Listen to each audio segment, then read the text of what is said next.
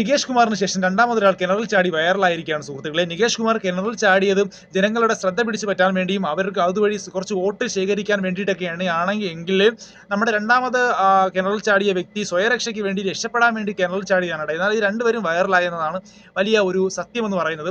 രണ്ടാമത്തെ ആളെന്ന് പറയുന്നത് ഗോവിന്ദച്ചാമിയാണ്. ജയിൽ ചാടി അതുവഴി വീണ്ടും കിണറിനകത്തോട്ട് ചാടി. കിണറിനകത്തോട്ട് ചാടാൻ ഇവന് വല്ല തവളയോ ആമയാണെന്നാണ് എനിക്ക് തോന്നുന്നത് കേട്ടോ.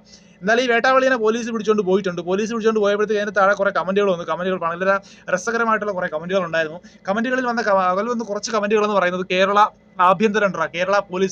പോലീസ് മണിക്കൂറുകൾക്കുള്ളിൽ ഗോവിന്ദച്ചാമിയെ പിടിച്ചുവിടാന്ന് പറഞ്ഞു ഒരു സെറ്റ് കമന്റ്. അടുത്തൊരു സെറ്റ് കമന്റാണ് നിനക്ക് വലിയ കോമഡി. നീയൊക്കെ എന്ത് വേട്ടാവളിയന്മാരാടാ, പോലീസിന്റെ സംരക്ഷണത്തിലുള്ള ആഭ്യന്തര വകുപ്പിന്റെ കീഴിലുള്ള ജയിലിൽ നിന്നല്ലടാ ഈ ഒരു കയ്യാനായിട്ടുള്ള വലിയ ആരോഗ്യസ്ഥിതി ഒന്നും ഇല്ലാതെ ഈ വേട്ടാവളിയൻ ജയിൽ ചാടി പോയത്.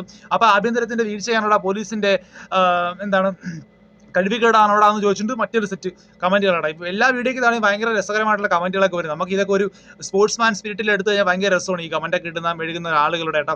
കുറച്ച് ആളുകൾ എന്ത് കാര്യം ചെയ്താലും സപ്പോർട്ട് ചെയ്യാനായിട്ട് വരും. കുറച്ച് ആളുകൾ എന്ത് നല്ലത് ചെയ്താലും വളരെ മോശമായിട്ടുള്ള കമന്റുകൾ പറയാനായിട്ട് വരും. എന്തായാലും ഞാൻ കമന്റ് പറയാൻ നിൽക്കുന്നില്ല. എന്തായിരുന്നാലും ഈ വെട്ടാവളിയൻ അങ്ങനെ ജയിൽ ചാടി അങ്ങ് സൂചിച്ച് ജീവിക്കാനുള്ള അവന്റെ ആഗ്രഹം നാട്ടുകാരും പോലീസുകാരും എല്ലാവരും കൂടെ ചേർന്ന് അത് മുളയിലേക്ക് നുള്ളിക്കളഞ്ഞു. ഇവനെ പിടിച്ചില്ലായിരുന്നെങ്കിൽ ഈ റാസ്കൽ ഇനി ഇതിനെക്കാളും ക്രൂരമായിട്ടുള്ള ചിലപ്പോൾ കൊലപാതകങ്ങൾ നടത്തും, പീഡനങ്ങൾ നടത്തും, പിടിച്ചുപറികൾ നടത്തും, മോഷണം നടത്തും. എന്തായിരുന്നാലും ഇവൻ തിരുത്താനൊന്നും പോകുന്നില്ല. ഇത്രയും വർഷം ജയിലിനകത്ത് കിടന്നിട്ട് കൂടിയും ഇവന്റെ മാനസികാവസ്ഥയ്ക്ക് ഒരു മാറ്റവും ഉണ്ടായിട്ടില്ല.